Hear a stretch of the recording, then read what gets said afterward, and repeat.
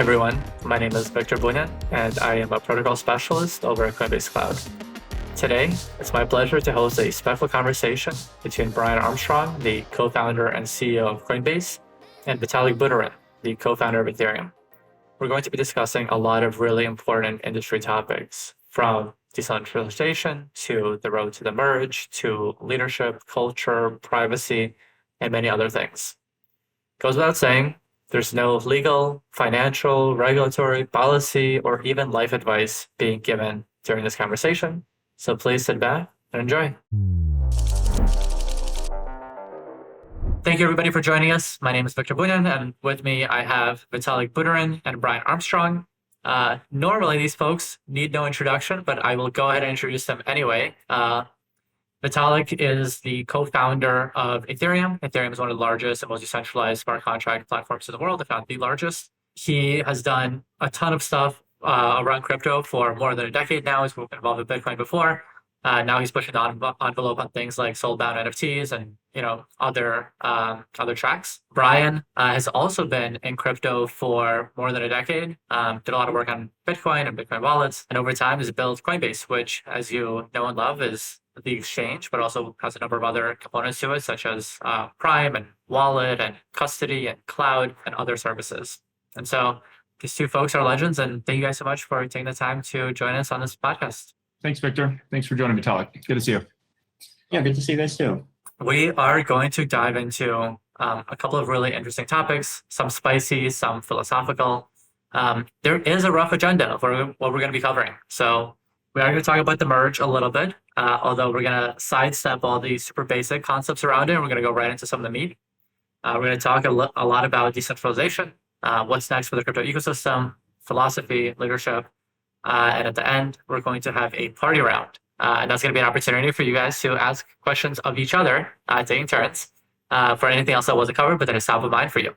With that, I'll kick us off and just talk a little bit about the merge. So a lot has been said there, but moving Ethereum to proof of stake has been discussed for years and years and years, and in some circles even before the proof of work blockchain was even launched.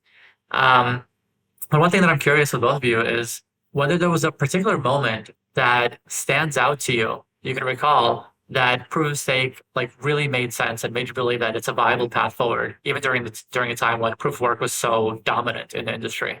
I think for me personally, I was never hostile to proof of stake. So if you look back to some of the articles that I wrote in Bitcoin magazine back in 2013, I wrote one piece about proof of stake, which I remember was very friendly, though it also talked about how it's still a very new idea and there's still a bunch of problems that people are thinking about and trying to figure out.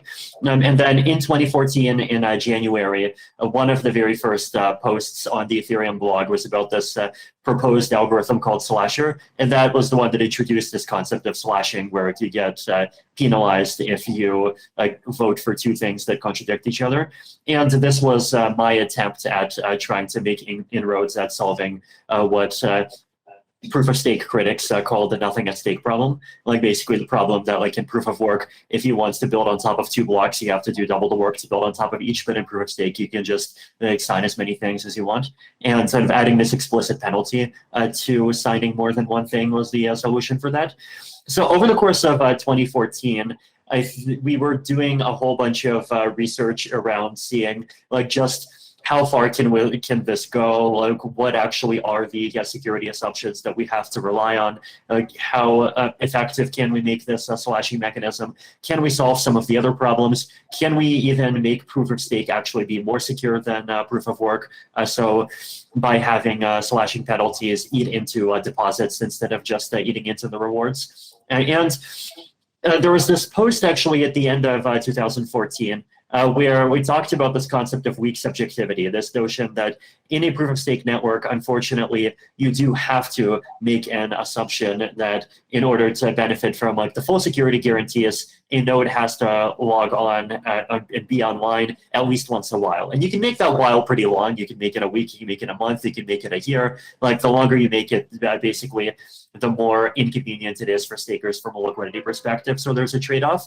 But ironically enough, for me, I think it was realizing that that was the trade-off and that was an unavoidable trade-off that actually made me comfortable with it, because it made me realize that, like, okay, this is the weakness. And at the same time, I felt confident that this is all that there is. And like that certainty, that kind of realization that it's not an unknown anymore, and it is this like very specific thing that we can understand philosophically. That was this like really big switch that made me very comfortable with it, because it's like, instead of jumping into a pond where you have no idea like what kinds of weird alien sharks are inside of it, it's like we finally put a robot submarine into the pond, and we kind of cataloged the robot sharks a bit, and we understand where they are on the phylogenetic tree and what their DNA is, and it's like, even if they're still scary sharks, it's like we understand what they are, and we understand how to deal with the problems, and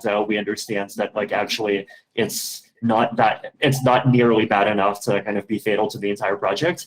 And that made me confident. And from there on, the proof of stake research, of course, continued, and there was years worth of stuff that followed, but it was on much more kind of high level stuff like, can we actually make proof of stake only like the security level depend on deposits instead of just rewards, right? Because if you can, then the whole thing becomes like 100 times more secure or whatever. And so even starting from 2015, like the difficulties were basically even already kind of self-imposed difficulties, because we started setting really high standards for ourselves. That's a great way to give the overview. And I think that, weak subjectivity, which we're not going to cover in depth on this podcast, but it's actually kind of wild, because the assumption it kind of makes is that human society will like continue working at like a super high level, that like we will be able to agree on things. We will be able to come together as people at a high level.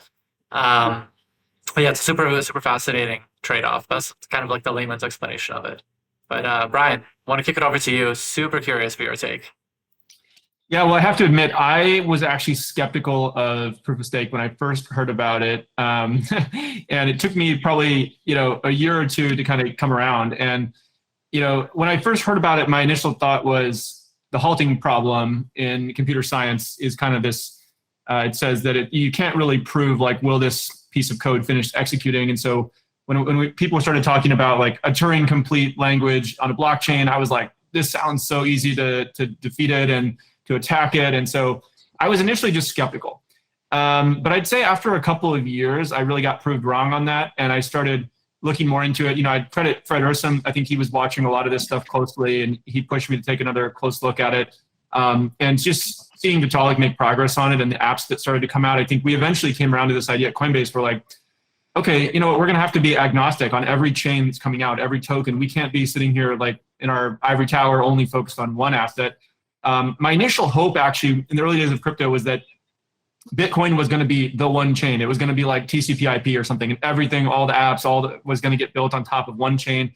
Because I was always thinking about it from a usability point of view, and it's just so much simpler for customers to come in. And we had a hard enough time explaining to them what even Bitcoin was. So it's like, now we have to explain like dozens of different blockchains and tokens. And I was like, oh, this is going to be so difficult. Couldn't they just put this all into one chain? We can kind of upgrade Bitcoin, but obviously that has its own risks, and there was a whole controversy around that, which I won't get into. But that caused us to move over and like start to just say, all right, we're gonna have to support many things over time and be more agnostic. I think it's a great point, and I think that something like proof of stake, and honestly, like the question about Bitcoin proof of work was that either it makes sense and it works, or it's a really dumb idea and it's gonna go to zero.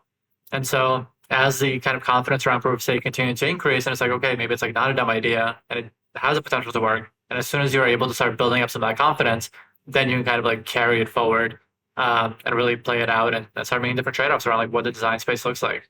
One other thing I'll mention on that, I think there's a really nice relationship between like scientists and engineers in the world, and I think of Vitalik as kind of like this brilliant computer scientist, and he's also many other things, philosopher, whatever.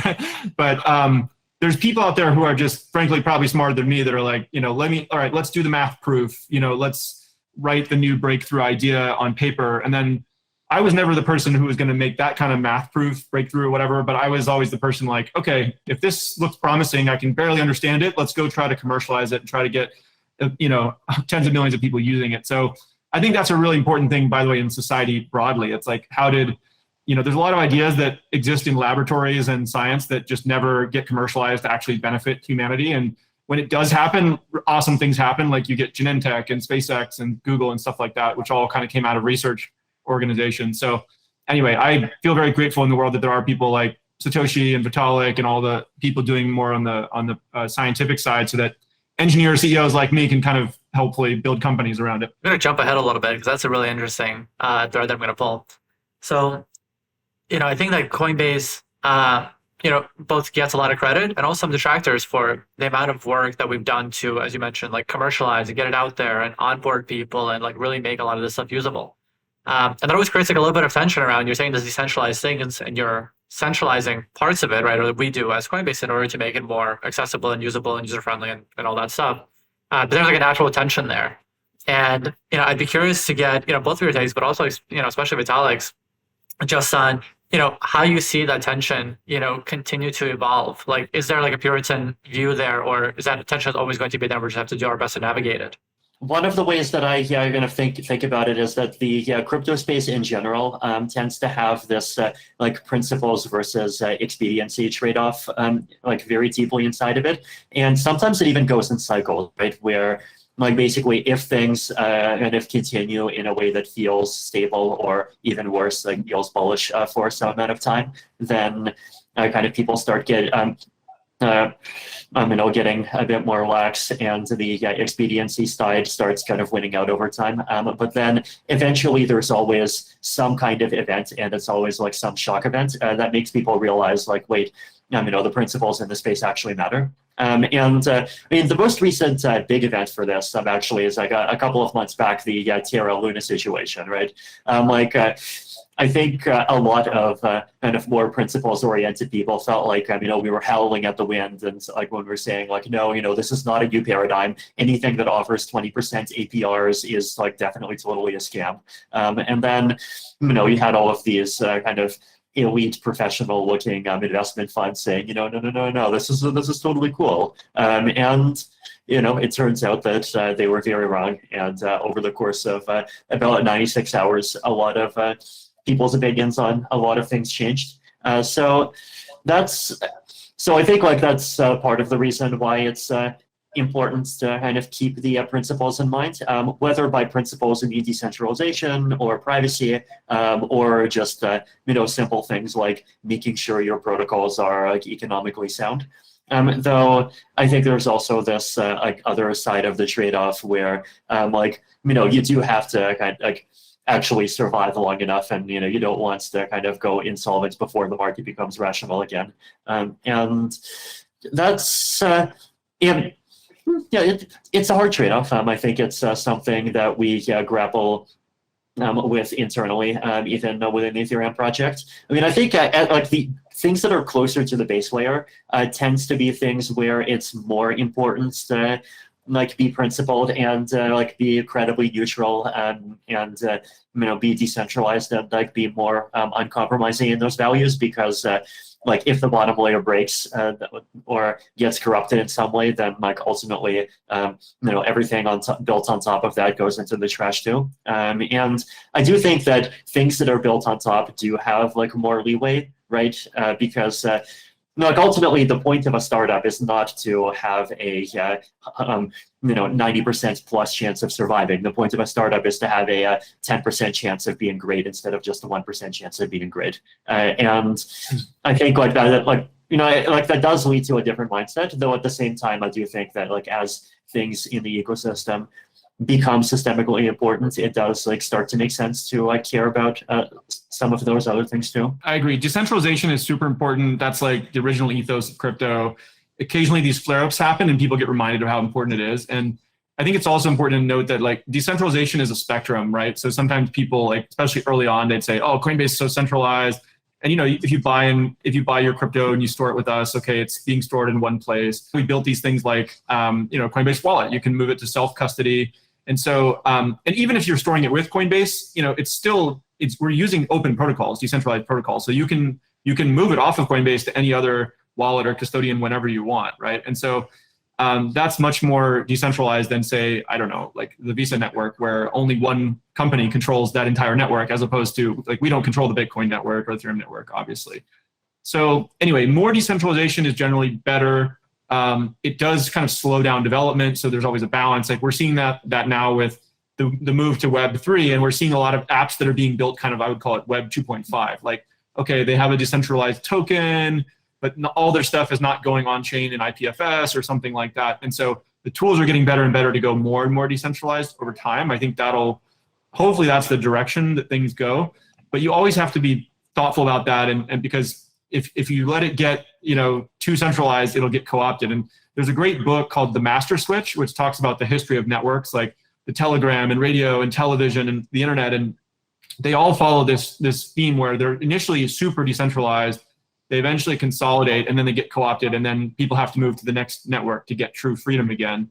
And so, I think that's a little bit happening with the internet, and it's a little bit at risk.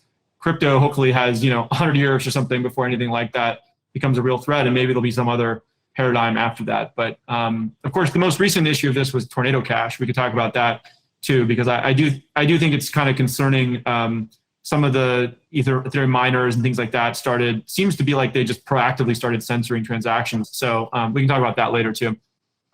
I don't think that we need to wait until later. I think, people would love to hear you guys talk about it now. I just want to maybe point out for the audience around the latest Ethereum mine. I believe it was Ethermine that decided to start censoring, and what does the new ruling mean for validators? What does it mean for Ethereum? What does it mean for the merge and the transition?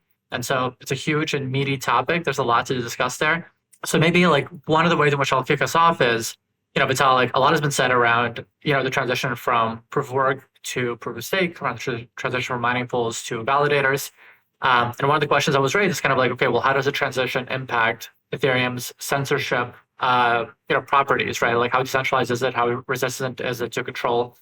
And so one of the things I was hoping is that you could tell us a little bit about, how does, the way that Ethereum is designed, this, there's no ETH 2.0, right? But it's the new combined network.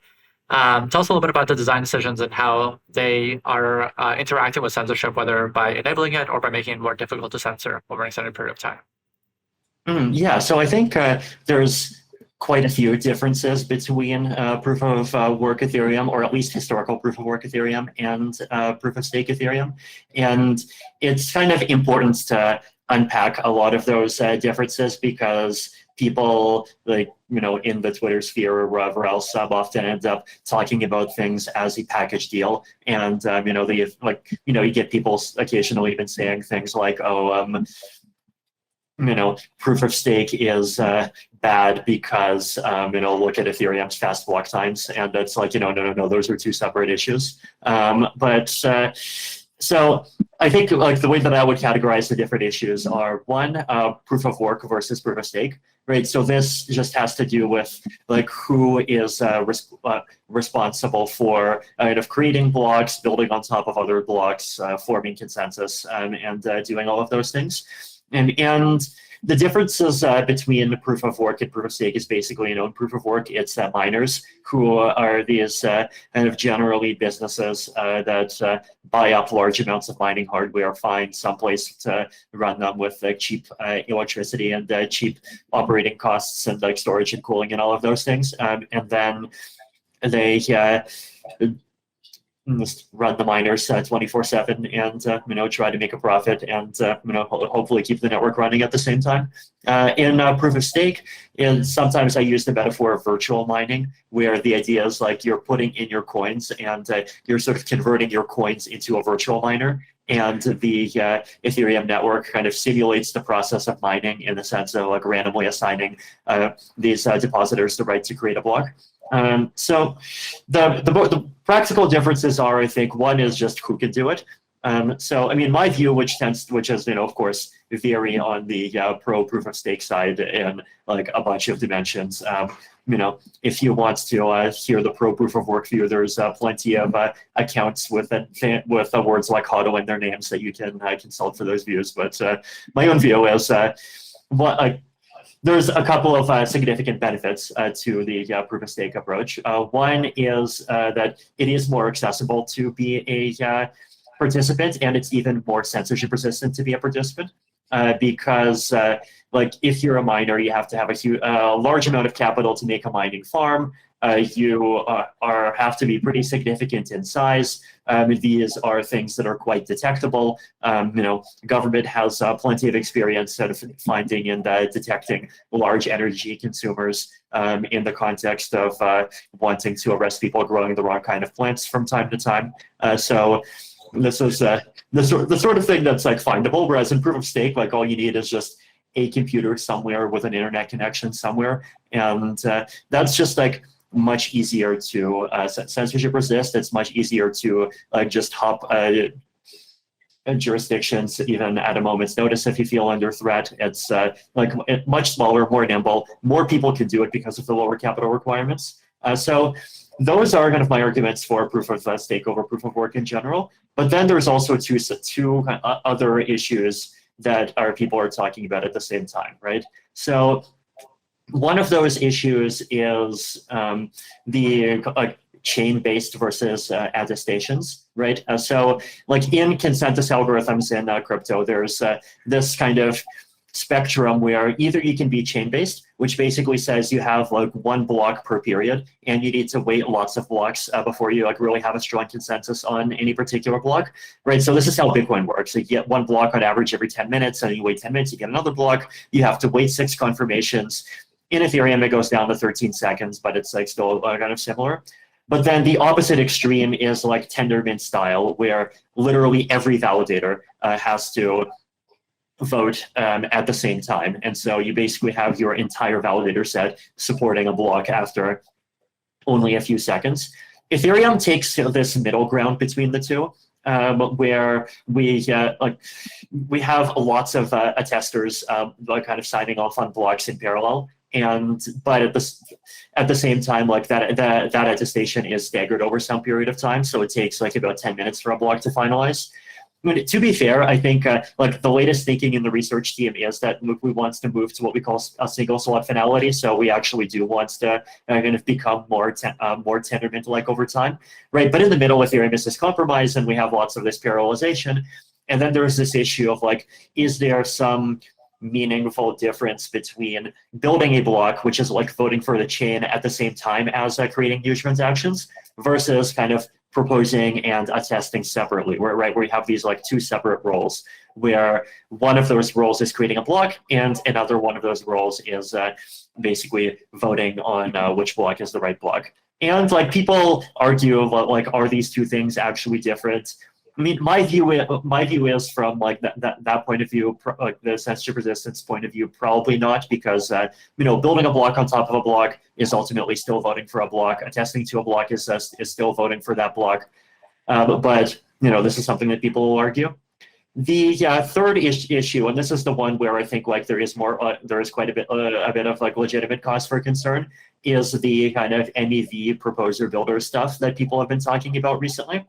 So the idea here basically is that on Ethereum, there are a bunch of applications that like create what we call MEV, and MEV basically means like opportunities to extract revenue by doing really clever things to like stick your transaction in front of other transactions or reorder other people's transactions, right? So like opportunities for miners or for block producers to get even more revenue by being really clever about how they produce their blocks instead of just using stock software. And now this is an issue where like Ethereum has lots of MEV and Bitcoin has very little. And so I think you can argue it as a point in Bitcoin's favor, actually, but like it's basically a consequence of the greater array of applications that Ethereum enables. And Bitcoin people argue like, see, this is exactly why it wants to have greater separation between your money and your application layer. But so like I do admit this is a point in favor of that viewpoint, but it's also kind of separate from proof of work versus proof of stake, right? So as a kind of philosopher, I think it's important to sort of like distinguish between those issues and argue at the level of concepts instead of at the level of packaged products. There, like in the Ethereum community, there is this discourse about how do we like mitigate this problem? And one of the ideas that has developed is this concept of proposer-builder separation, where basically you separate out the role of being a validator from the role of creating blocks, and you allow the role of like creating blocks and like actually choosing what goes into blocks to become more professionalized. And then you have an auction mechanism where if you get assigned the right to create a block, you just listen to the auction, you get a bunch of bids, and you take the bid that has the, you take the highest bid, and like you use a sort of protocol, you agree with them, and they provide the block, and that block is kind of put into place, and you get whatever the payment is. Right. So the nice thing about this is that it does kind of separate out the block the role of being a validator into this role that continues to be this kind of very dummy automaton function where you just run completely automated software and you don't think about it, from this role where you actually choose what the block contents are. And this does mitigate the centralization issue, but people have raised the concern of like, well, what if one or a couple of builders become so much better than the rest of the builders that they start producing all the blocks, and this also becomes a censorship risk. And there are strategies for mitigating this, right? So like there's this concept of partial block auctions where instead of the builder constructing the entire block, the builder just constructs most of the block, and then if they missed any transactions, the validator can still add a couple of more transactions. But like this is still a research area, right? And I do think that there's definitely fair cause for concern in figuring out like exactly kind of how much we can do to like make that side of the stack more resilient. But it's I think the good news is that it's like in order for this mechanism to start censoring, basically all the blocks have to be censoring, right? Like if even 10% of the blocks are not censoring, then you just have to wait 10 slots until you find a block that is willing to include whatever, right? So that's the good news. But at the same time, I think it's also important to not be complacent, and it is like I believe in trying to kind of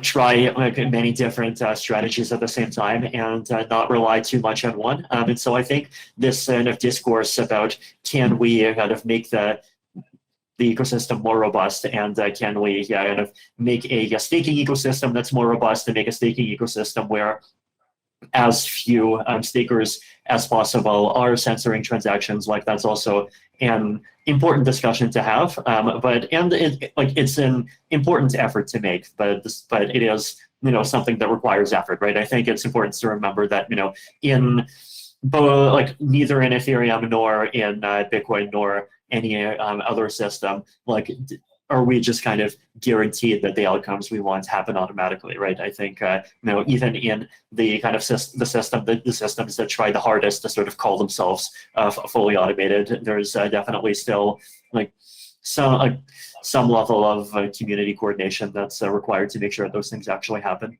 Right. And I think those are all great points. There were a couple of things that I would just pull out from that that I really like that you said. I think the first thing is that just not that it's impossible, but it is practically impossible to consistently be able to censor, on Ethereum today, or with proof of stake. I think one of the things there that's kind of like really interesting is that the amount of coordination that you need across all the different validators to consistently perform this activity is like really significant. To the point where it's not really feasible. But I think the next step beyond that, beyond technical reasons, which is that, this is one of the most important properties of, any chain out there, if not the most important, right? The ability for the infrastructure to be incredibly neutral and decentralized. And so when you talk about like protocol roadmaps, there's a bunch of features that we want, right? Like we want for L2s to have cheaper transactions, right? And so there's like an EIP that's pushing that forward. We want all kinds of stuff to happen around sharding, right? So there's EIPs that are pushing that forward.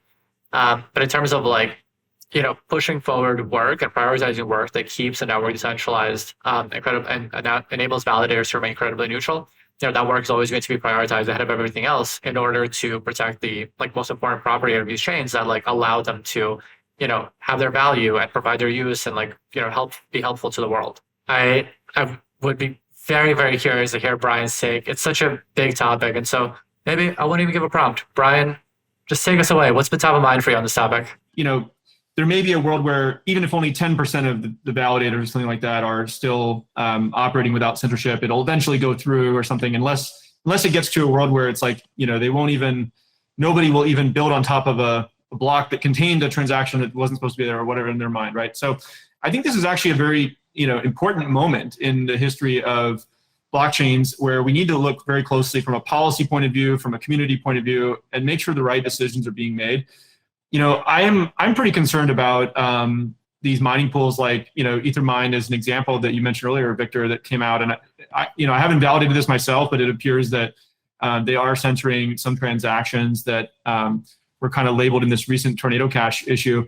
But also my understanding is that this is the first time in the history of OFAC they've actually put a technology, a smart contract address on a sanction list. And this is something the lawyers are looking into at various organizations around the world. CCI, EFF, Coin Center are all looking at this and saying, actually, is that within the statutory authority of OFAC to sanction a technology? I think they may only be given the power by Congress to sanction a person or some piece of property or something like that, and not a technology. So my guess is there's going to be a court case on that'll challenge it, that has a pretty high successful chance of winning, is my guess. But let's say even if you put all of that aside, you don't think that that's going to work, or you just, in some abundance of caution, you want to make sure you don't do it. I think it's potentially risking the bigger thing that we're all trying to do here. And my personal opinion is that if any mining pool or validator who does not take the actions that are in line with the participants there, like people participating in that mining pool, they should leave that mining pool. I think it's a vote of no confidence for people to leave those, and it's a way for the community to really say, hey, we're all here about building a technology that truly is decentralized and global, and it's not captured by any one particular country or something. It's like North Korea has a private internet. Like, we don't want to be on the private internet of North Korea. We want to be on the global internet, right? Or China heavily filters the internet. We want, in America, in the free world, various places around the world, most of the countries, we want to be on an open internet. That's what's driven all of this innovation. And yes, occasionally a bad person, uses the internet or something like that, just like they occasionally use cryptocurrency. But go prosecute the bad person. Don't prosecute the technology. So that's kind of what I want to stand for. And I put out a tweet related to that. Coinbase is involved in this too. I mean, we're a large validator of Ethereum, and so we would probably put out a legal challenge or something like that before it ever became a major issue. But if it ever really came down to it, I think we would, minimize our Ethereum 2 validation, or even in the worst case, eliminate it if it meant preserving the integrity of the overall network. So, Vitalik, I don't know if you have an opinion on it or you want to jump in, but yeah, those are my thoughts. Yeah, no, I think that's definitely an excellent comments all around. I think I agree with all parts of it, and I think obviously I'm fully supportive of people's need to comply with the regulators in whatever jurisdiction that they're in. But if in whatever jurisdiction you're in, it happens to be impossible to simultaneously do that and be a good citizen of the Ethereum network, then the honorable thing to do is to shut down. But I think also it's a very correct comment that from a purely legal standpoint, as far as I can tell, we are very far from that point. And it's great that there are people like Coin Center and all of these organizations making this really active effort to make sure that even from that we do actually kind of get a fair shot there. One other thing I think that's important to keep in mind also is that, I personally don't think that the crypto ecosystem's response as a whole should be 100% one of resistance. So I think resistance in the sense of having red lines and and ultimately, standing up for blockchain's right to exist and be the thing that they've been advertised as being for day one is important and indispensable. But at the same time, goals like, say, not wanting to give hackers multi-billion-dollar anonymity sets, that's a reasonable goal. And I think that's a goal that even a lot of people in the crypto community share. And I think, that in general, the crypto space has been talking about kind of regulation at the edges from the beginning. And I do think that we should be kind of proactive in like actually trying to come up with ways at the edges to like build applications that kind of maximize benefits and minimize risks. And I actually think that people don't realize the extent to which it actually is possible to do that without turning the blockchain space into like some dystopian surveillance like hellscape that the community doesn't want, right? So like just to get into this a bit, the like one simple thing that you can do, right, is you can create a, like, say, Tornado Cash-like mixer where when you withdraw, in addition to just making a zero-knowledge proof that proves that like you have a valid deposit and that your valid deposit wasn't spent yet, you could also make a zero-knowledge proof that says this withdrawal is not part of like one of this set of deposits, or this withdrawal is part of one of this subset of deposits. So you would not reveal exactly who you are. You would not even reveal exactly who you are to like one specific group. So like this is not like one of those backdoor key type of proposals, right? But what you would be doing is you would be saying like, I am some participant in this ecosystem, but I am not a hacker, right? And what this is kind of actually incentive compatible, right? Because if you add one of these proofs, then like in theory, this should make your life easier from a compliance point of view with whatever you do with those coins down the line, because whoever's interacting with you in the future, they can know that like they know that they're getting coins where the hacker isn't part of the pool, and so they don't have to worry about you being the hacker as much. And also, like by taking the hacker out of your anonymity set, you're also taking yourself out of the hacker's anonymity set, right? And so if this turns into something that's a default, then like the anonymity set that hackers have would just suddenly become really tiny, right? And instead of them being able to like safely, kind of steal and like mix like some number, like let's say $5 million, it might go down to like say $50,000 or dollars, or potentially even less, right? So I think there's this large design space of this kind of moderate stuff that like really takes advantage of the power of zero knowledge proof technology to give privacy and security as assurances and guarantees of different kinds at the same time. And this is, I think, something that a lot of people in the space have kind of been excited about and understood could be possible for a long time. And I think there is actually an opportunity to kind of build on top of that vision and like actually present, use the crypto space as an opportunity to kind of present to the world of like, hey, here is how we actually can, have very strong financial privacy, without needing backdoors like agencies having secret keys that also at the same time like allows people to prove that they are basically not a bad guy, and allows them to avoid contributing to like actual bad guys, kind of having large anonymity sets that makes it easier for them to kind of hide who they are.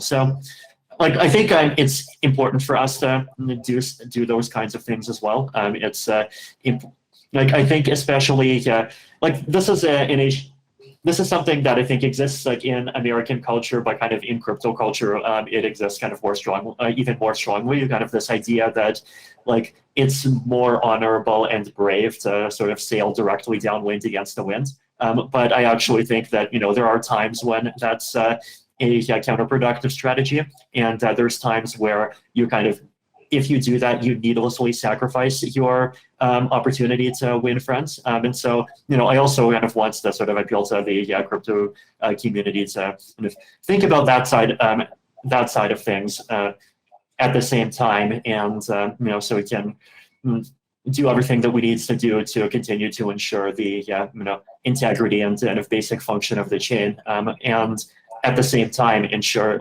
use those tools to build an ecosystem that kind of helps create a world that everyone, like both the crypto community and the rest of the world that we wants to win over, wants to live in. Yeah, I think those are all such great points, and for me they strike close to heart because my wife Lisa, she's actually head of business development at Aztec, which is the privacy layer 2 on Ethereum, and so like as a family, we're very invested in, in making sure that privacy, sticks around and is viable and continues to, support the users of Ethereum. It's really, really important, I think, for everybody because, without privacy, all that we're building is kind of like the most, most perfect financial surveillance apparatus the world's ever seen because everything's public. But privacy is such a meaty topic, and we all think that it's important. But I think like one thing that I'd love to ask you guys is, of all the different ways in which privacy can be expressed or felt or used, I think the question that's on my mind and on the minds of many people is kind of like, what is that use case where it's super important to get right, and that we feel it's like, okay, maybe this is the one that we start out with, get regulators and users comfortable with as like something that we could all agree on a happy balance on, and like make that the first shot towards like the eventual goal of like having sufficient privacy for everything that we want to do. It's funny. I think privacy coins sometimes have a little bit of a bad name, but they really shouldn't. I mean, I think privacy of people's financial data is like some of the most important data that they'd want to have privacy around. And it always kind of boggles my mind how, people are very up in arms about other kinds of privacy, like cookies are tracking them. They're tracking you across like on social media, and they can like show you ads based on that. And people are super bent out of shape about this, right? And then it's like, well, do you realize that every time you swipe your credit card, it's like ending up in all these databases of all these different companies around the world? And why is that? Like, it's your money. You should pay your taxes, obviously, and like I understand that it's a useful tool. Like if law enforcement gets a subpoena or something like that, they've met some reasonable threshold of like getting this data. They want to use it as a tool of law enforcement to track down where the money went, stuff like that. But for the average person, they have almost zero privacy around their financial data, and I think it's a huge risk in society. So it's kind of similar to the early days of the internet when everything was HTTP and that people were starting to do online shopping and they were putting their credit cards in and it was just going over the wire in plain text. And the world moved to HTTPS, with the lock icon. And it's like, that should be the default, I think, in crypto as well. There are instances where you'd want to have every transaction be public. Like, for instance, if you're a charity, you want full auditability of anybody in the world, like, where the money is coming from and where it's going. Like, that would be a cool paper trail to just do as a nonprofit or something. But if you're a private company, if you're a private citizen, like I think most people in the world would probably want to have by default private. So I think it'd be great to see, maybe some of these layer twos, like you were saying, Victor, like Aztec, or I don't know, others. Like, my one thought I had on this is if you make a blockchain where everything is private, that's the only option, the default is like people are going to come in and use it for nefarious stuff because it's just like the only option that they have. But if you make a privacy a variable that can be flipped on or off, right? Where it's like, if you want it, you add it. It's probably a little bit more expensive in terms of gas, just like HTTPS has a couple of extra handshakes that happen, slows down the internet connection. Then anybody can start to add it in. And so now you have a dual use L2 or chain or whatever that's like, there's clearly legitimate use and there's clearly a lot of legitimate use in privacy, but there may be something there that law enforcement has an issue with. And so, a view key is like one way people have described this, right, in other blockchains. I think that's an interesting way to sort of leg into this, where over time, a greater and greater percentage of all transactions in crypto should probably be private.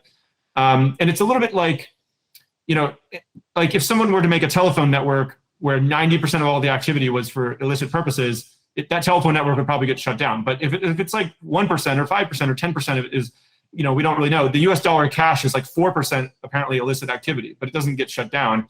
So as long as it's like predominantly being used for legitimate purposes, anything that could be used by a bad person is not overall going to get shut down. And so I think blockchains need to add more and more of that privacy capability. And the predominant, 99 out of 100 people in the world are good. They're going to be using it for legitimate purposes. And law enforcement will develop tools to go after bad folks that don't rely on, having complete transparency into every transaction in the entire economy.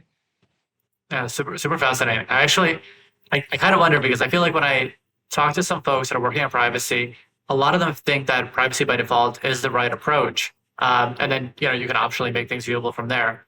I am not an expert on privacy, but I know that Vitalik spent a lot of time thinking about it. So maybe I'll pass it over to you. I'd be super curious to get your take.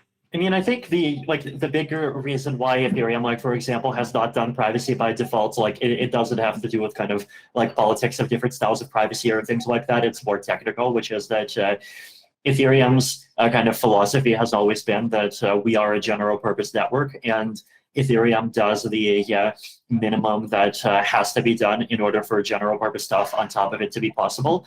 And Ethereum doesn't want to provide a specific functionality to do some of these more complicated features because, well, maybe there are different ways to do those more complicated features, or maybe the trade-offs among in doing those more complicated features just evolve too quickly over time, and we don't want kind of the desire to adapt to ongoing needs to like be something that puts pressure on governance and like requires governance to be more activist than it needs to be, right? So like just more kind of technical concerns like that have been the reason why like in Ethereum we just say like, hey, we have a programming language and everything else is up to you. And I mean, even like if you look at account abstraction, for example, right, this is the idea that instead of like your wallet being being controllable by just a private key, you could have your wallet be controlled by a smart contract. So you could have lots of private keys, you could have changeable private keys, you could do different things. That's something that like we tried to do EIPs for near the beginning, but the most successful approach right now in ERC 4337 is like an extra protocol thing. And that was just like a necessary compromise because the core developers are so busy that they have their hands completely full getting just very general purpose stuff done that it's hard, like that we just want the account abstraction piece to be kind of doable by this separate community. And actually, like after about 6 months of some really hard work by people like Yoav Weiss and the ETH Infinitism team and some like people from Nethermind and a couple of others, there's this growing ERC 4337 fan club and this kind of separate development community that's doing all of this completely in parallel to the Ethereum core development effort, right? Which is like a huge win for kind of scalability, right? Because managing 10 teams that don't have to coordinate with each other is a lot easier than managing 10 teams that do have to coordinate with each other, right? Because in the first case, like you don't even have to manage most of the teams; they just do stuff. So that and like for privacy, it's similar. Like there are different approaches to privacy, right? So there's the question of, are we talking about privacy of coins? Are we talking about like tokens? Are we trying to create like privacy for more general purpose applications? The problem with general purpose applications is that there's like a different models and it's not obvious that there's any best model. The reason for this is that like if you're doing privacy with zero knowledge proofs, which is the technology that we have, right? Then what you have, there's this very fundamental limitation that in order to be able to interact with a particular piece of state, you have to have the decryption key to that piece of state, right? So if you have the decryption key, it's something you can do stuff with it. If you don't have the decryption key to something, you cannot do stuff with it. And that's like very different from the Ethereum model, right? Because the Ethereum model basically says you can make transactions that interact with an unlimited number of accounts and users without their consent, right? Like from a purely technical point of view, like if I send you, let's say 50, USDC tokens, I'm modifying a state entry, which is your USDC balance, and I'm increasing it by 50, and that operation is happening without your consent. Now, getting 50 USDC is not something that any reasonable person would refuse, right? But from a technical point of view, like it's a number that's associated with your money, and I'm making that number go up without consulting you first. With zero knowledge proofs, that's not something that really can be done, right? And so this is why like all the zero knowledge proof things rely on a UTXO model, right? It's like I'm creating an entirely new account and I can see that account and I'm giving it 50 coins. And then, if you want to, you can like grab those coins and you could do, and it's up to you to like do other things with those coins later, right? So so just to kind of step back there, right? Like I think the idea is that once you add privacy, a lot of things become much more application specific, and there's 10 different ways to do it, and it's not obvious today. It might not ever be possible that one way of doing privacy is better than like every other way of doing privacy. And then in terms of like which use cases for privacy we should kind of like showcase, I think my general view on this is that like ultimately any privacy on blockchains relies on at least some degree of financial privacy. And that's just true for a very boring reason, which is transaction fees, right? So like about a week ago, I published this post on ETH Research where I talked about how we should add stealth address functionality to Ethereum. So like if I want to send you an NFT, and like, what are you, Brian? Are you Brian.eth? Like, what is there some .eth that you have? Yeah, Armstrong. Armstrong, right. So the idea would be that like I could send an NFT to an address that I generate locally, where I know that this address can be controlled by whoever controls Armstrong.eth, and you as the controller of Armstrong.eth would be able to kind of do a scan and find that address, but no one else would know that I sent to an account that's controlled by Armstrong.eth, right? So like we'd be able to at least transfer NFTs around without a log of like every person's activity being kind of like tieable to everything else. And like I think this is clearly good and we should do it. But if you want to make it work really well, you have to like figure out transaction fees somehow, right? Because it's like I'm sending you an NFT, but then okay, if you want to send that NFT along to someone else, then you have to pay find some ETH to pay the transaction fees. And like one thing we could do is like I send the NFT along with 0.01 ETH, and then you like use some of that ETH to pay gas, and then pass along 0.009 whatever ETH to someone else. But then eventually you hit zero, and then that person has to kind of like add more ETH somehow. And so like there's just because of transaction fees, there is this kind of need for like small scale financial privacy of some kind to be there somehow. And I think the interesting thing with financial privacy is that pretty much everyone agrees that small scale financial privacy is like more obviously good, right? Like I think even it might be like either Rohan Gray or like one of these people who is very cryptocurrency skeptical and like he wants to have a government run CBDC. I think even he said at one point so that he'd be okay having some kind of currency that gives people strong privacy up to like some number of dollars per month, right? So like it's like the smaller the scale, the more obviously good the privacy is. And one of the, I think, like fortunate coincidences that we have, right, is that smaller scale financial privacy is easier to achieve, right? Because like financial privacy depends on your ability to have an anonymity set. And if you're a really big actor, then like it just takes a very long time for you to find an anonymity set that's large enough. And if you're a small actor, then like there's a huge number of actors that are like you, and so getting an anonymity set that's big enough for yourself is well, just a much easier task, right? So I think it's it is something that will happen naturally. And I think there's definitely like good ways of achieving kind of privacy for those use cases in particular, like both small scale finance and transaction fee payments that work really well. But this is just something that more people in the ecosystem needs to be more actively working on and developing. So okay, let me ask you guys, which direction do you want to take this in? Because I think that we can still talk a little bit about use cases. We've talked about some already. We can also talk about a little bit about regulation. Or I was thinking that we could go on through some of the philosophical leadership questions, especially some of the fun ones that people have asked on Twitter. I like the idea of doing a lightning round where we just do rapid fire from Twitter or with each other or something like that. Yeah, so I'll do the first and maybe like 2 or 3 rounds with you because there were some really good questions that came from Twitter. And then, you guys will just go back and forth from there. So the first one is, what is your kind of like furthest out but most deeply held belief about how crypto will change our society? And I have my answer, which is that I actually think that if everybody adopts like Bitcoin or ETH or some other kind of like money standard, it'll be harder to wage large scale wars because you can't finance it through inflation. You can only finance through debt, and there's like a much more finite amount of debt that you can take on compared to how much inflation you can take on.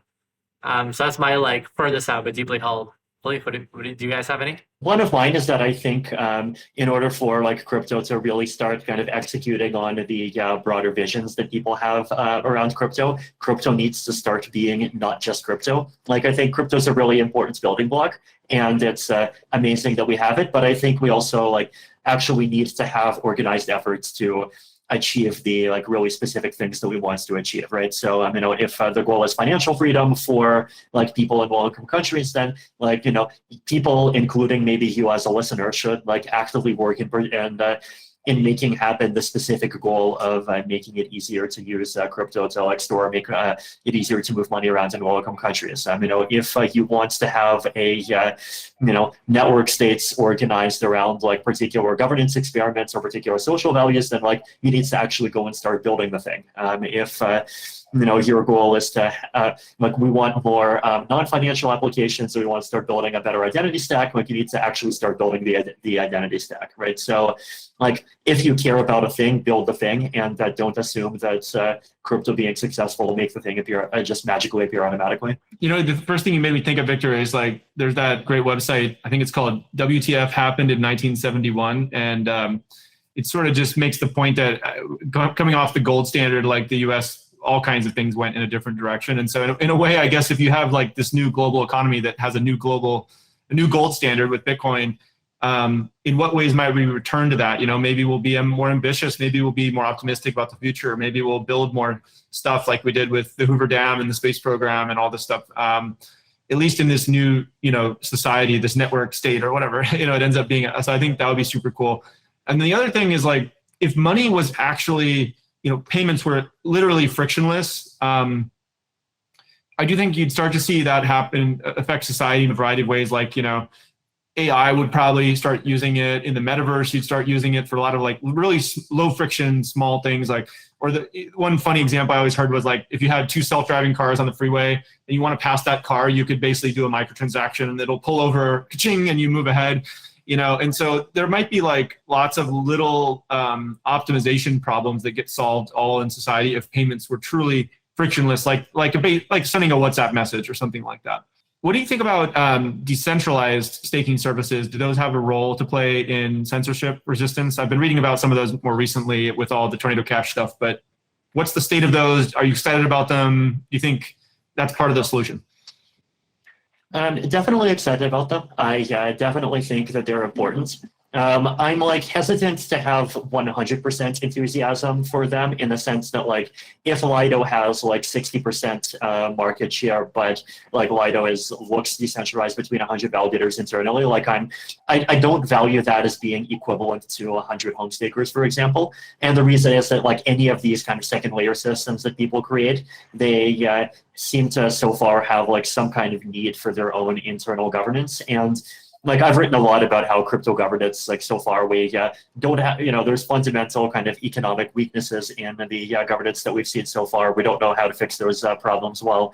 And it's like whatever governance you create may well end up being a security hole for like going after all of those validators at the same time. So that's like the source of my kind of not quite 100% enthusiasm. But at the same time, I think 20% being controlled by a decentralized staking service is far better than 20% being controlled by a single operator. So definitely hope that we move more in that direction. And actually, I have a mandatory show, and that we do have a Lido competitor called Alluvial that Coinbase is contributing to. So we hope to see a lot more competition in that space overall, so that at least you have a number of different solutions that are all affecting the service. But Vitalik, what questions do you have for Brian? Yeah, actually, kind of continuing off on the answer that I gave a few minutes back, I think my question to Brian would be, what is like something about the world that you care about and are even actively trying to accomplish other than crypto? And what are the things that you're doing to make it happen? One thing I'm really passionate about is just sort of what we touched on earlier. How do you get more scientific research happening in the world, and how do you get that translated into companies that actually create products for people? Because I kind of feel like, what is the root of all progress in civilization and everything? It's basically like you have to have better technology and better innovation, and that leads to better products. But where does that come from? It comes from like people having good education. It comes from like the right laws and free markets and like structures in place where people try more things and do cool stuff. So I don't know. One of the things I'm passionate about is that like a lot of scientific research to me, it seems kind of a little inefficient in the way that like peer review happens in journals. And how funding works for it. And so COVID sort of fixed some of this in a way, because you saw people were just like, it was like warp speed or whatever. Like, all right, you did the research, put it on Twitter. Don't forget about submitting it to a journal and waiting a year, and like get the peer reviews right away. And then like, see if someone can replicate it. Like, how do we get it into a vaccine? Like that kind of stuff should be there all the time. And crypto and computer science has almost showed, I think, a world that is possible here where, like, look how open source software works. Like, why isn't all science done more like open source software, where you do your first commit and boom, you put it out to the world. You're doing work in progress. Maybe somebody submits a random pull request, but most of these labs around the world are doing this work in a silo because they're very secretive, and like, it's government funding. And it's all about status and prestige and citations and stuff. So anyway, I feel like scientific research could be more like open source software. And a lot of crypto people are getting into longevity funding too. I know that you are as well, Vitalik. So I think that's it's really cool how like this software golden age that happened and crypto golden age is now trickling down into other hard science problems, which I think will be really good for Team Human. There's maybe like a couple of years ago now that they did a study based on cryptography funding. And even that just gone up like 10 or 20x or something like that. And so you're seeing like the fields that are super close to us like skyrocket, and then like as more and more time passes, like more and more of that funding continues to flow into other fields that are passion projects for everybody and super important for everyone. So I have another. Actually, sorry, do you want to comment there? Otherwise, I'll ask I have another like topic in mind, but you can start with yours first. Well, this was a really good audience one. You got a lot of likes, and so I have to ask it. But with the lens of, founding a decentralized protocol versus a centralized company, what are you most and least jealous of the other person? I mean, it's really brilliant kind of what Vitalik did, because of course he created a technology platform breakthrough that could be used by people all over the world. And so he's got like, thousands or tens of thousands of companies and people like building on top of it. And so, he was able, like the pace of adoption globally of Ethereum was just so much faster than any one company could do, because he's got 10,000 companies building on top of it, which is super cool, and all the venture money flowing in. And I don't know if this is an advantage or disadvantage. I just think, Vitalik, my understanding is you're not like having some typical CEO job or something. Like you're doing like research and culture, community building, and like you get to really like read the research papers, meet with the community, and help drive the technology forward. But like, frankly, building a company to the size of Coinbase and becoming a public company, there's lots of parts about being a public company CEO that are not like building products for technology. I'll just leave it at that. So sometimes, I get jealous of how much time Vitalik gets to spend on like the actual tech itself. And what are you least jealous of? Well, that he got to have 10,000 companies built on top of his platform instead of being one company, I guess. Yeah. I think one of the things that I kind of I'm starting to like miss as a result of the Ethereum protocol just getting very big, and that I think like Coinbase can still absolutely have if it wants to, is that like once especially a decentralized community gets big enough, like it's becomes difficult to kind of have like as much like alignment of values within that community, right? Like you basically start to have people who have kind of pretty much every opinion, and a lot of this is good, but sometimes there are issues, like it becomes harder to kind of coordinate around specific values around how we respond to the privacy issue, for example, which, by the way, I think the Ethereum community has still done an excellent job of, but like I do see the kind of weaknesses of Ethereum as it is in 2022 versus like say Ethereum as it was in 2015, or even like the ability of the like like Ethereum, it's harder for Ethereum as a community to pivot than it is for Coinbase as an organization to pivot, for example. And I do think that we are in a kind of rapidly changing world and a rapidly changing century. And I think the world still really needs like people and organizations that are in that position where like they have very, very strong beliefs and they have some kind of structure that's like really capable of like both executing on those beliefs and executing on kind of rapid changes to the world as it exists and adapting to it. And I think the ability of like just like anything at higher levels of the stack to do that anything at the bottom levels of the stack, especially as it gets bigger, like that's definitely something that I miss. It's funny. It kind of reminds me of Brian's blog post around the Coinbase culture. I think it came out a year and a half ago. Was it? Mm-hmm. Yeah. That was I would say pivotal. It was met with a lot of mixed reactions on both sides, but when Censorship was acquired about a year and a half ago, it really kind of spoke to me the way that he talked about it.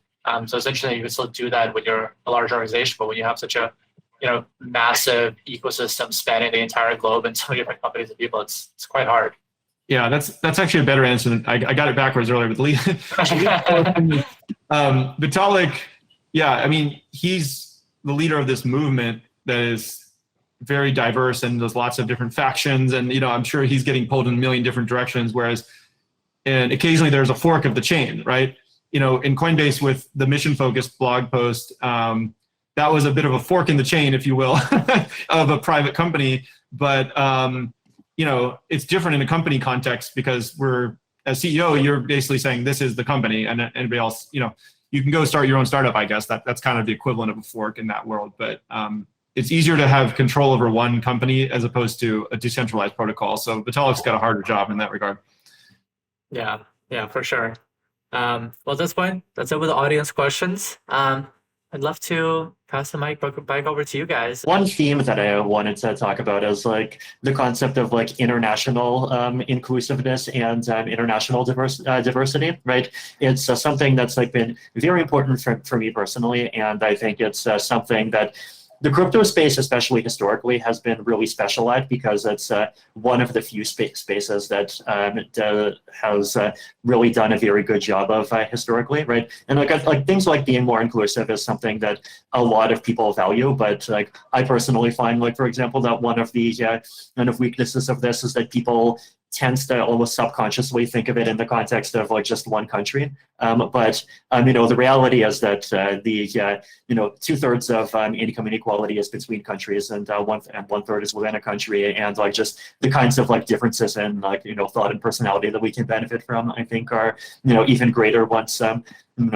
you start and kind of bringing together groups of people that have like these very different, just cultural and educational backgrounds that are only possible from, if you're bringing together people from, very faraway lands. And crypto has been like great at this, right? Because I remember back in 2014 to 16, there was this really amazing dynamic where you had the Bitcoin community in China and the Bitcoin community in the United States.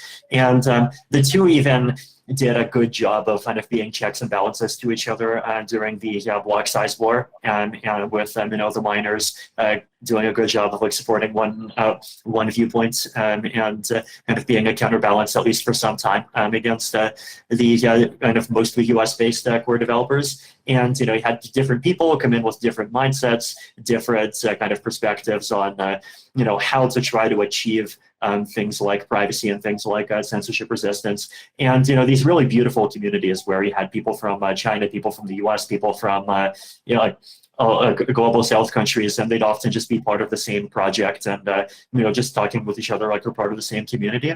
And it feels like over the last couple of years, this ethos is still there, but it's in some ways at risk.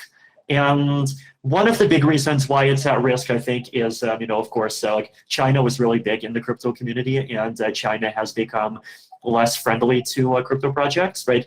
And like one of the dynamics that I remember, right, was like ICOs, right? And I think there's a lot of criticisms about ICOs, but one of the things that's like really amazing and beautiful about ICOs is that ICOs created an opportunity for people by default from every country to come together and become part of the same project. And like that is kind of creates the seed that allowed for these kind of cohesive, like very cross-national communities to emerge. And that's, so you had these big communities where you had lots of people from the US, lots of people from China, people from Southeast Asia, and they're all part of one thing. But of course, ICOs have become legally much harder. And then like in China in general, a lot of crypto stuff became harder. And a lot of Bitcoin mining has moved to the US. And so I get this kind of concern that a lot of the crypto space is starting to drift toward like having this kind of much more of a US locus. And to me, like that's both concerning from a censorship resistance perspective, and it's also concerning from a cultural perspective, because I do think that, like people in New York have, like, for example, have a particular sort of New York vibe, like a lot of like finance-centric focus, for example, a lot of what outsiders might criticize as first world problems. And like I find, for example, our community in Argentina or Latin America in general, and the kinds of things that they focus on to be a really refreshing kind of contrast to that. Like, because here's like people who are very really suffering from inflation and from like international remittances not working and from financial systems not working today. And like for them, it's like this very practical problem. But at the same time, it feels like there's sort of center of gravity pushing toward large parts of crypto being based in one place.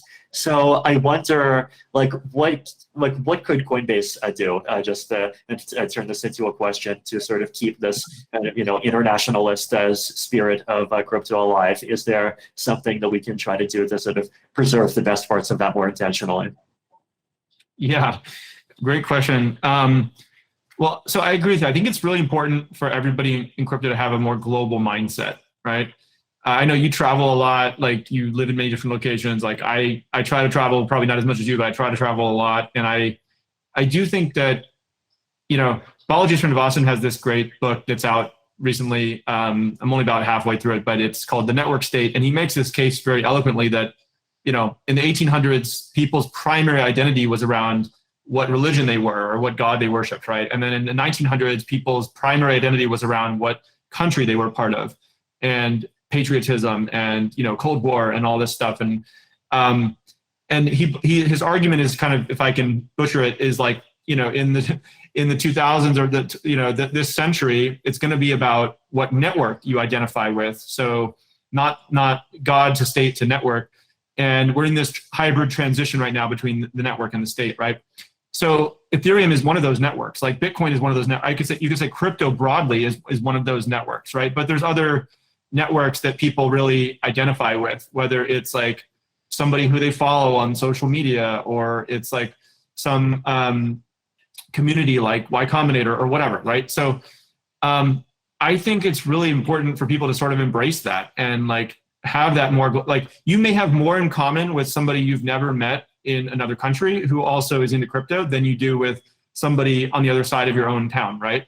Or on the other side of the country that you live in. So yeah, I think that's a novel idea. Most people in the world are still very much in the country, mindset. They filter everything that they think about is through the lens of their local politics of that geography where they happen to be located, but they're spending a greater and greater percentage of their life on the internet. And VR and all these things are just going to accelerate that, where it sort of almost doesn't matter what latitude and longitude you happen to be at. You're a citizen of the world, right? I think that's a very important mindset. Now, that being said, we need to make sure we create allies out of key countries around the world. Almost, you almost want to shop them like vendors, like you choose between AWS or Google Cloud or something, right? And say, well, where are we going to put resources? Where are we going to invest to make sure that these networks do remain free and globally connected? And the U.S. is obviously a huge bastion of strength there. I think just historically, culturally, it's been a big embracer of the internet and freedom and things like that. So it's probably going to be a big piece of the puzzle. But you don't ever want to you don't want to ever have vendor lock-in, right? You don't want to over rely on one particular spot. So yeah, I mean, I feel the same way. We need to make sure that there's investment in these other countries. So in terms of what can Coinbase do, I mean, one thing we have a big international focus right now. We have offices in like the UK and in Japan and Brazil, and like Australia, will be out there soon. So we're launching more and more locations.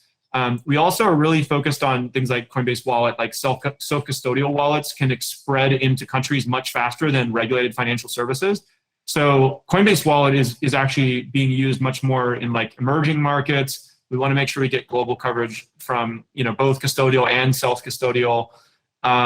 Just making sure the app is like well localized, things like that. Or there's a lot of technical challenges. Like in Venezuela, most people are running Android 4, which is from 2010 or something like that. And in the US, people are running Android 13 or something like that. So, we have to make sure there is a version of our app that runs on Android 4 to be able to get even global coverage in some of these regions. So it's always a tension because, a lot of the revenue is coming from like developed countries, but we want to make sure we're also investing in the longer term mission, which helps get 1 billion, 2 billion, half the world into crypto with their internet connectivity. That's like one of the other big areas we can help out. Vitalik, what do you think will be the best form of money in the crypto economy? Because, we have Bitcoin, which I think of as like, the reserve currency. It's like kind of like gold, but it's deflationary.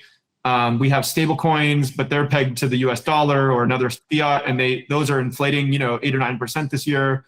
So is there room in the market for a flat coin or something pegged to CPI? Like, do you think crypto can create a better form of money? Yes, crypto, I think, absolutely needs to at least prepare to depeg from kind of over-reliance on any one particular kind of asset. And I think there's a lot of reasons to do this, right? Like, I think, USDC is, a great product, and, it's great that like JRB Allaire and co have just like work hard on making something that's like so convenient and like actually usable. But at the same time, there is this like systemic risk of like if everyone is using USDC, then like what's like does that mean that USDC turns into like something that has a lot of political influence and controversial hard forks, for example, and even in general, like there's tail risks of like what happens if something happens to the United States or at least its dollar at some point down the line. There's kind of regulatory issues like things that peg to US dollars might end up being regulated like in a way that's more similar to US dollars at some point in the future. And so I do think that there's a lot of value, like both in the near term and just in terms of like being prepared for edge cases and trying to figure out whether or not the crypto space can have like some standard of stability that's kind of more connected to something like some kind of CPI than it is to a specific fiat currency.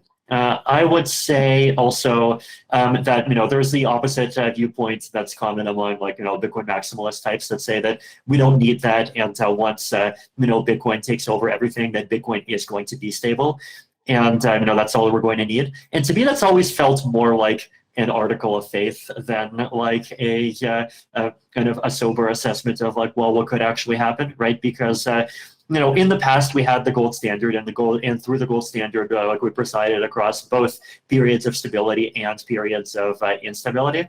And in the 21st century, the economy moves quickly. A lot of kind of cascading effects can happen more quickly, and it's very possible that we might end up with more instability. And then fixed supply cryptocurrencies are, of course, even more kind of strict on the supply, which implies, potentially even more that any change in kind of demand for the currency would go entirely into changes in demand in a kind of price level. So it could end up being even more volatile. So I do think that there is value in having some kind of like crypto asset that is intentionally designed around being as stable as possible. There are people trying to make experiments around this. I think there's value in trying to do more experiments. And if you're someone like Rye, right, I think Rye might actually even be in a good position to do this sort of thing, right? Because the difference between Rye and something like DAI, for example, is that DAI has made this choice where they've decided that from a UX perspective, they want 1 unit of their asset to always equal $1. And they like this is clearly a kind of UX based decision, but it's a decision that has very high costs because like basically if there is not enough demand for, or if there's not enough supply of collateral to provide, if there's not enough supply of crypto collateral to provide DAI at a 0 interest rate, then like they have to pretty much choose between a negative interest rate and allowing centralized collateral. And DAI has chosen the allow centralized collateral path. And like their theory is that, oh, in the long term, they want to diversify and have do really sophisticated stuff. But like the reality in practice is that DAI is basically just a different kind of front end for USDC, which is probably not a healthy place for something like DAI to be. And Rye, on the other hand, like it's basically said, like, yeah, we're biting the bullet. We're going to be ETH collateralized only, and if that means negative, the market equilibrium interest rate is a negative interest rate, then it is what it is, right? And today, I think the market equilibrium interest rate for, or I guess interest rate is the wrong term. It's like the rate of adjustment of the target price in US dollars of Rye is something like, I think about. I'm just going to check stats.reflexor.finance, minus 15.814%. Rye has already bitten the bullet on saying they're an approximately stable coin, but they're not going to try to like preserve this UX property of being exactly $1. And once they do that, I think it could be a very easy decision for Rye to just decide to stop following the dollar and start following some kind of CPI instead. Now, what that CPI is going to be, I don't know. I mean, CPIs are kind of inherently political in some ways because like different products and different services, go up and down differently. And, inflation is like very heterogeneous in a lot of ways. I think over the last 30 years, like there are specific sectors, things like housing and education and stuff that's like either scarce or depends on human labor that's gone up a huge amount. But stuff like clothing, like it's basically had no inflation at all. I think like maybe even have decreased by a bit, and like TVs have decreased by over 90%. So it is a bit of a political choice, and which things you choose. And so making a good CPI basically means that either you're following the BLS, the Bureau of Labor Statistics, or you're actually coming up with your own CPI, and then you have to kind of hard governance problem. But I mean, I think it's a governance problem worth trying. So I'm really looking forward to seeing like what these projects do and what comes out of that. How do you see the future of Coinbase as an organization? Like, what might you see it evolving into over the next 5 or 10 years, or and how might that adapt in response to like different ways that the world and the crypto space might change? Interesting question. Well, one way that I see it evolving is that we really have a portfolio of different products now. So obviously, we have a retail app, we have an institutional product, we have kind of more Web3 oriented stuff like Coinbase Wallet and NFT, and we're building things like Coinbase Cloud. And so, over time, I would expect there to be other things added in this portfolio. It could be from M&A or other things that we build in-house. And I think that we want to basically empower the leaders of each of those products to start to operate a little bit more like their own startup, right? You want to have like their own P&L, like their own accountability and authority to make decisions. But we're still having some shared components. Like you want ideally each of those products to be well integrated into a suite, right? So if you sign up for a Coinbase account, you can easily switch to any of those products after you've KYC'd and connected your payment methods and stuff. So it looks longer term, I think it could look a little bit like, these holding companies like Alphabet, right? Or Meta, and like they end up having these like portfolios of different products under them with really rigorous capital allocation. So that's one thing. One other idea I've just thought about is that I think, Coinbase is all about economic freedom, and like how might we over the long term just try to increase all types of freedom. So, you could imagine a freedom stack, right? That's helping you across various layers of, censorship. There's everything from like the ISPs and the cell towers, like, down to the actual hardware that you have to use. Like these things can all be co-opted. And so it'd be interesting to build like a broader company around like a freedom stack. But obviously that's like a much longer term thing with lots of capital involved. So we'll see. Right. Yeah, I mean, that's one way to do it. The other way to do it, I think, would also be for the crypto space itself to like invest more in existing projects that are trying to kind of build these freedom stacks, right? There's great companies that are trying to build like more open phones and more open laptops and, more open VRs and all of these things. And I think actually it's a bit of an kind of under discussed and under kind of used opportunity to try to sort of build more bridges between the crypto community and that kind of more kind of older and sort of pre-blockchain rooted community that cares about openness and decentralization. So Vitalik, I guess I'll turn it back on you. So if you look out 5 or 10 years, for you personally, like what do you envision? How do you think you might spend your time? Like what kind of things might you be passionate? Like what do you want to see happen in the world? And what do you think I don't know if you'll have like, a pet cat or like where will you wake up in the world? What will you work on? What will you think about? All kinds of things. I kind of foreshadowed my answer in my earlier answer where I kind of talk about the need to be intentional about things other than just crypto. I've obviously been, following and kind of supportive of the longevity space, of kind of some of the effective altruist movements, of some of the kind of innovative governance stuff, and charter cities people and so forth. I think there's definitely some opportunity for, both myself and I think I would even say you too, and I would say like all of us in the crypto space to start being more active in sort of charting, what a vision of a more free, open, and inclusive future for the entire world that like combines those different ingredients would look like. So far it's like early stage thoughts, but in general, I think over the next few years we can start kind of narrowing down much more into the specifics and start, as you said, kind of building out, or at least kind of supporting the building out of the full stack more. It's funny. I feel like a lot of crypto people we're trending towards like, how do we create a positive singularity? Like the further things go along. And so, yeah, that's great. We have a global decentralized money. How do we get longevity, scientific research, like accelerate the pace of AI, all these things. So nuclear fusion, the VR, like climate, like carbon sequestration. To me, technology is the most important lever that we have to improve the world. So anyway, I get very pumped up about that. It seems like a lot of people in crypto are as well. All right, Viktor, I'll turn it back to you. Amazing. Thank you. This was awesome. My final question to you guys is, we covered so many important topics. But if you were, standing on a rooftop right now and you had the entire, crypto community in front of you, what's one thing that you would literally and metaphorically shout from the rooftop? Like, what is something you'd love to leave our listeners with? Let's all work together. I don't know, like there's too many like little tribal things happening in crypto. I think if you talk to Vitalik and I, like we love Bitcoin, we hold a lot of Bitcoin. Like I don't want to speak for you. I don't know. I do. And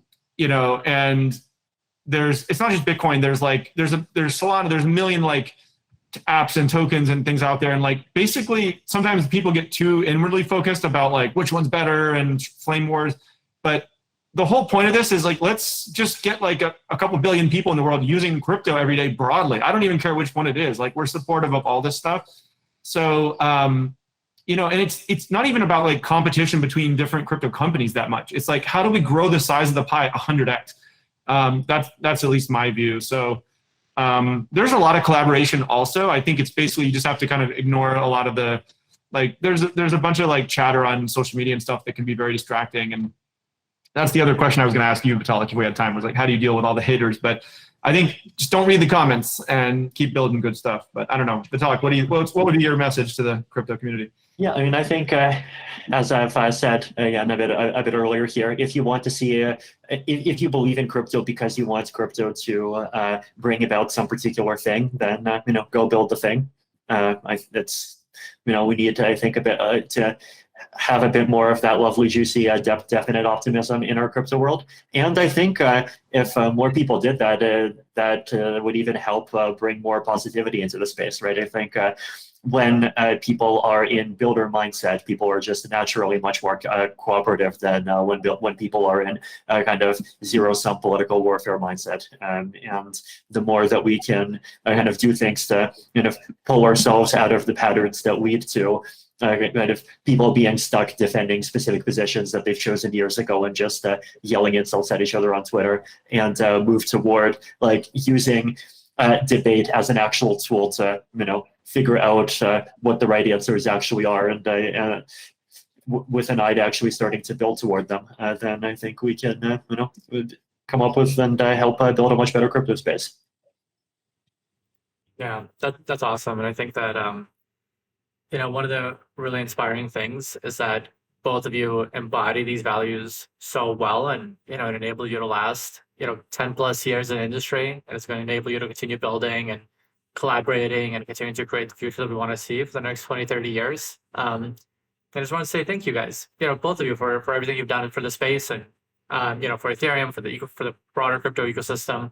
And I want to thank both of you for taking the time to come on this podcast and chat. I had a wonderful time. And with that, thanks so much for coming, and have a good day. Thanks, Have a good Victor. day, you guys, too. Yeah. See y'all soon. Today's conversation is for informational purposes only and does not constitute legal or investment advice. Actual results may vary materially from any forward-looking statements made and are subject to risks and uncertainties.